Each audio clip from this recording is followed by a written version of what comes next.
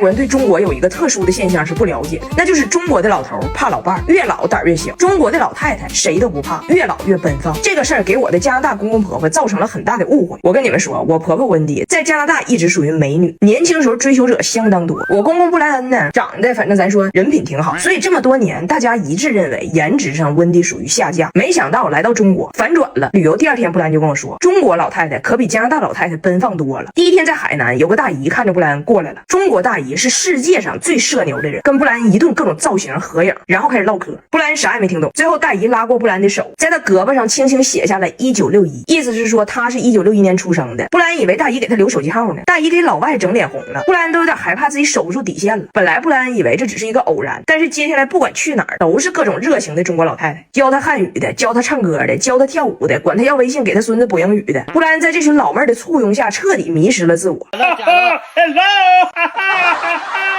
就开始跟温迪嘚瑟，说温迪到目前没有一个老头搭理他。这说明什么？说明中国人的审美和加拿大人是反的，温迪在这儿是磕碜人，神经病。那温迪对自己颜值这一块那能服吗？第二天也去勾引老头，但是温迪发现自己的魅力在中国老头这儿完全失灵。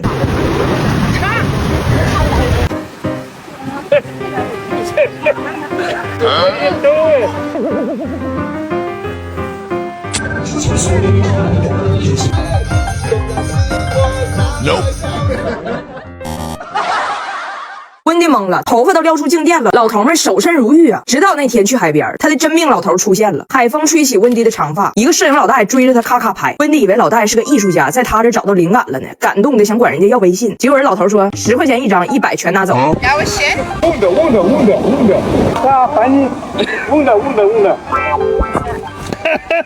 小曼，他俩今天各玩各的，哎，脸晒通红倒是挺般配。还好啊，我给孩子们用了1夜儿童防晒，没红也没黑。崔玉涛亲研功效型防晒，温和不伤肤，民保都能用。他家专利因子能保护屏障防晒伤，轻薄不闷脸，防水防汗的全波段防晒，海边暴晒也不怕。中国老头给温迪的冷落，让布兰心里完全认定了中国和加拿大的审美必然是反的，要不然怎么解释呢？儿媳妇长得像个豆杵子似的，在这当网红900多万粉丝。我觉得老头老太太的事儿吧，最懂的还得是张拿铁。我就去采访张拿铁去了，我跟张拿铁说，你跟你爷解释一下是咋回事儿。然后坐在那说，那你奶奶说话，没有老头敢跟他说话。中国老头都怕老伴儿，他不敢搭理我奶。我就给我说我姥爷看我奶，我姥爷就咔咔掐着我姥爷大腿底子，就这老疼啊！这那中国老太太呢？中国老太太咋不怕呢？我老谁也不怕，生气就掐你大腿底子，就咔咔咔咔咔。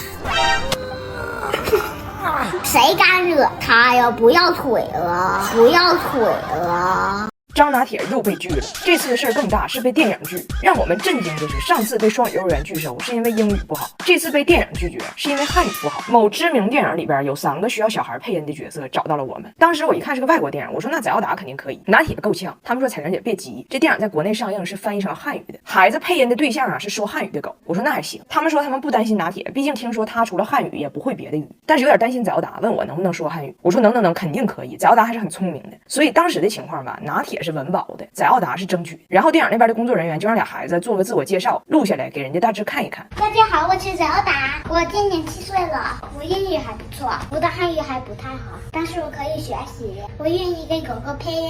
耶！我是张拿铁，我饿了。耶！我演机器人，我英语好，我汉语好，我愿意给狗狗配音，我愿意给我愿意给狗狗配音。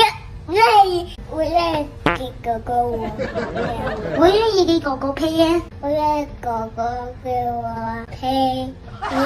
面试的结果呢，翟奥达是超出预期，甚至有点惊艳。拿铁呢被婉拒，姐姐是有点洋味儿，弟弟是有点窜味儿。人家跟我说实在是有点难。这个电影 IP 这么多年，全世界都在看这些狗，虽然我们都很喜欢拿铁，但也不能说今年新电影一上，观众都说哎这狗有口音。最后跟我说你做好准备吧，现在这个保大还是保小的问题，大的基本能保住，小的有点够呛。我说我有点不忍心告诉拿铁这个消息，他户口本刚丢，最近就好几个坎儿，受不了这么大的打击。我说你给我1天时间，我恶补一下啊，说不定定还有火。我婆婆一听也疯了，谁说我孙子有口音？我孙子肯定行。于是温迪、俩姑姑、大胖媳妇儿、我爸，所有的人都过来跟他练台词。拿铁都懵了，这必须给整点能量，特地挑选的美素佳儿圆月荷兰黄金奶源地，3重原生力守护肚肚健康，吃饱喝足吸收好才能活力满满。美素佳儿圆月还鼓励大家捐空奶罐变成环保夹，保护黄河生态，你一罐我一罐，肚肚健康又减碳。然后人家台词发过来了，张拿铁只有最后一次机会视频面试了。哎呀，哎呀，哎呀，这是什么东西啊？这是什么东西呀？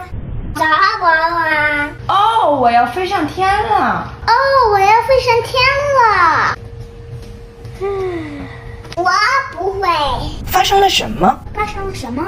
打击了，打击了。最后人就直接跟我说拿铁呢，孩子是好孩子，但是拿铁给动画片配音，啥狗配完都是东北狗。这就好比赵四拿到了莱奥纳多的脚本给他配音，赵四也很难，除了字儿是对的，其他都是错的，都是错的。妈妈，你没有被选中。我谁没选中我？那人叫谁来着？叫剧他那人叫啥 ？Summer， 对，他叫 Summer。谁是萨摩？我不喜欢萨摩，我喜欢柯基。啥球让我支持呀？啥球让我支持呀？张大铁要贵的儿童手表，他爸给他买了个老人手机，他一天天拿着个老人机撩漂亮小姐姐，管人家要手机号，还拿着个老人机玩霸总，抢着扫码买单，让我充分意识到有些人生来油腻，不管他有多贫穷。早达最近想要一个小某财儿童手表，可以给人打电话那种，大胖媳妇嫌贵，纠结了很久，最后一咬牙一跺脚给他买了。姐姐买完手表呢，张大铁也想要，大胖媳妇觉得那儿子女儿手心手背都是肉，于是一咬牙没跺脚，怒花65块钱给张大铁买了一个2手老人手机，还告诉张大铁，你就记住，姐姐的表能做的事儿，你的都可以。张大铁非常高兴，他觉得他这个跟姐姐的比更大、更响、更有面子，还更带手电筒。来我办公室找我，手机突然响了，所有人都笑话他。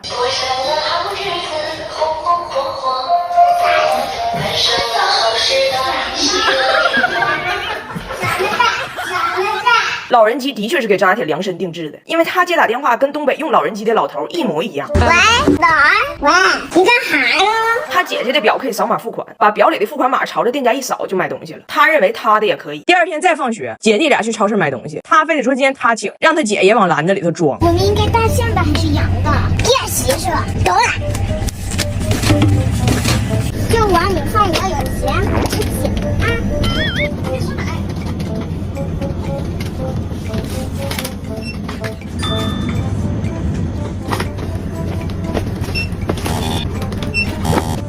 不可能！这样吗？你得第一声你才能成功的。哔哔。他姐的手表吧可以加好友，起到一个社交作用。张大铁认为他的也可以。今天见到一个漂亮小姐姐，心花怒放，也要跟人家贴。我要手机了，接个电话嘞。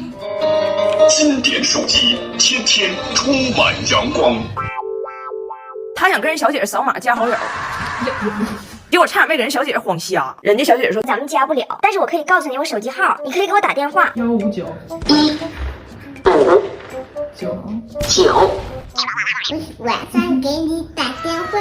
我从他身上我才发现了一个道理，油腻到了极致，它也是一种清爽。外形有型精神，拿老人机咱也敢冲，所以我家一直在用的金纺柔顺剂，保护衣服不褪色，起褶起球通通彻，满满一瓶盖，倒入花花槽。咱家衣服多亏了它，不然大胖媳妇258G的洗法都得报废。有它事半功倍。回到家吃完饭，没忘了要给小姐姐打电话，人家小姐姐跟他报的手机号是159什么什么，他说他记住了，他就记住个1，回家非要给人打。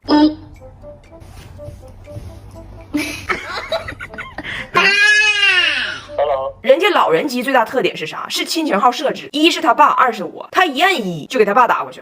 他挂了再拨1，又给他爸打过去。拿铁，他挂了再拨1，还是他爸，俩人都疯了。为什么又是你？为什么又是你？忘了，拜拜。经典手机，天天充满阳光，阳光。